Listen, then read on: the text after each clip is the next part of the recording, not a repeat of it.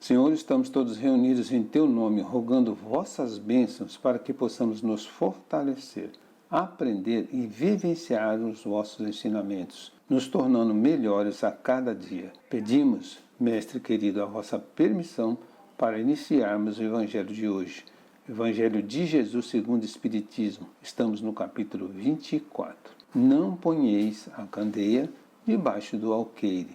E vamos lá no item 11. Não são os que gozam saúde que precisam de médico. Item 11.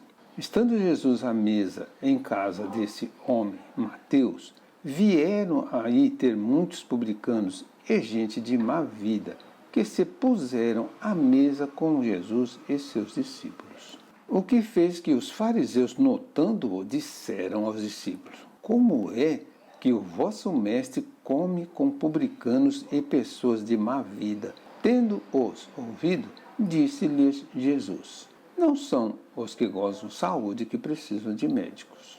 Isso está lá em Mateus, no capítulo 9, versículos de 10 a 12. Só para a gente entender, os publicanos eram cobradores de taxas.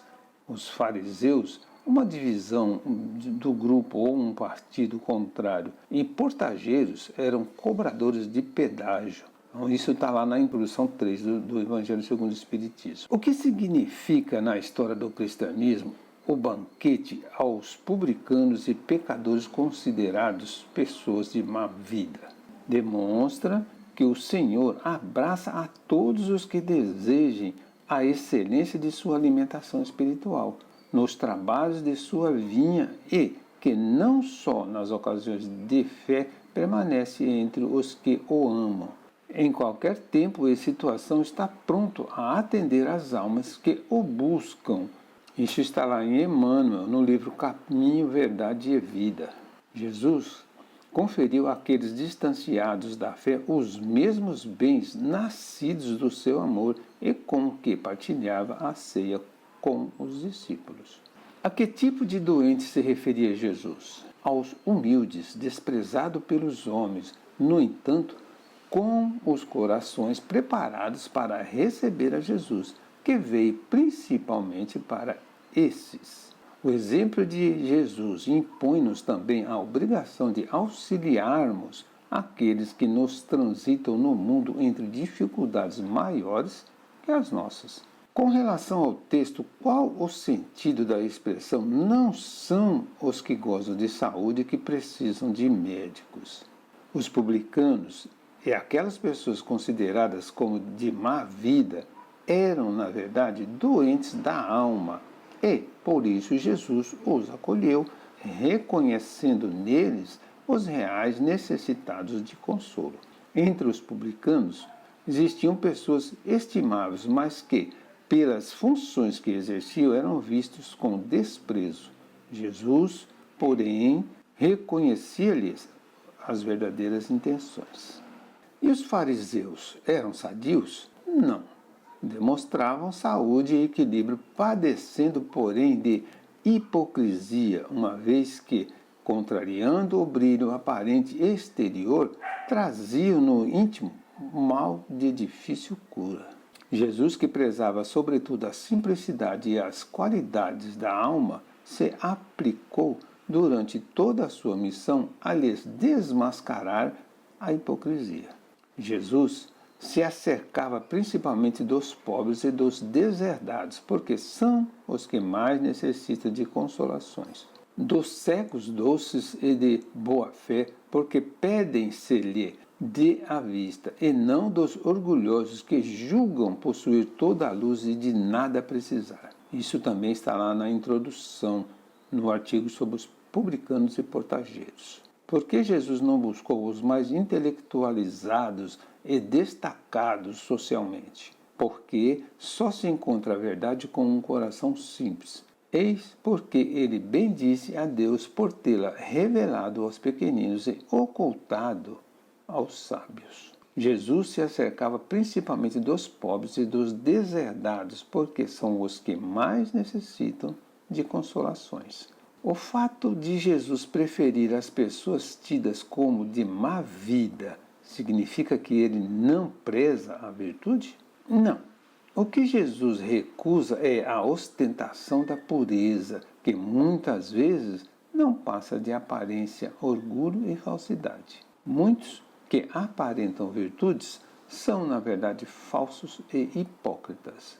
Por que Jesus dá ênfase e acolhe com destaque esse tipo de pessoa?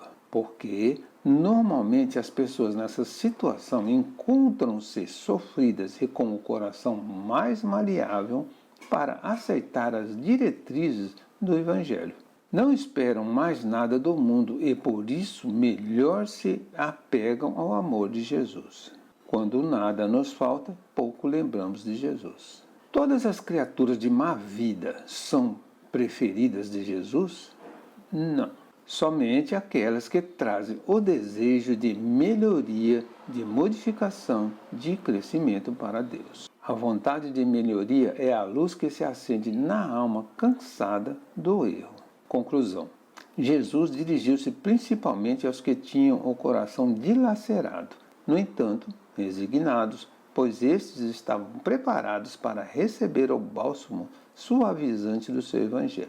O banquete aos publicanos e pecadores demonstra que o Senhor abraça a todos os que desejam a excelência de sua alimentação espiritual, em qualquer tempo e situação.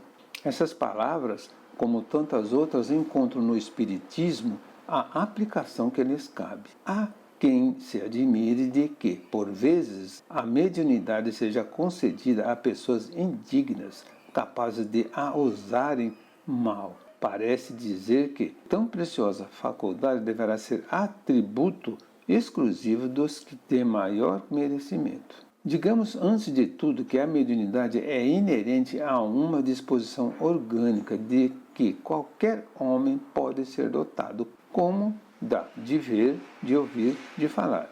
Ora, nenhuma há de que o homem, por efeito do seu livre-arbítrio, não possa abusar. E se Deus não houvesse concedido, por exemplo, a palavra senão aos incapazes de proferir coisas más, maior seria o número dos mudos do que o dos que falam. Deus outorgou faculdades ao homem e lhes dá a liberdade de usá-las, mas não deixa de punir os que delas abusam. Se só os mais dignos fosse concedida a faculdade de comunicar com os espíritos, quem ousaria pretendê-la? Onde, ademais, o limite entre a dignidade e a indignidade? A mediunidade é conferida sem distinção, a fim de que os espíritos possam trazer à luz a todas as camadas, a todas as classes da sociedade, ao pobre como ao rico, aos retos para os fortificarem no bem, aos viciosos para os corrigir. Não são estes últimos os doentes que necessitam de médico? Porque Deus, que não quer a morte do pecador, o privaria do socorro que o pode arrancar ao lameiro. Os bons espíritos que lhe vêm em auxílio e seus conselhos dados diretamente são de natureza a impressioná-lo de modo mais vivo do que se os recebesse indiretamente. Deus, em sua bondade, para lhes poupar o trabalho de ir buscá-la longe, nas mãos lhe coloca a luz. Não será ele bem mais culpado se não a quiser ver? A mediunidade não implica necessariamente relações habituais com os espíritos superiores. É apenas uma aptidão para servir de instrumento mais ou menos dócil aos espíritos em geral.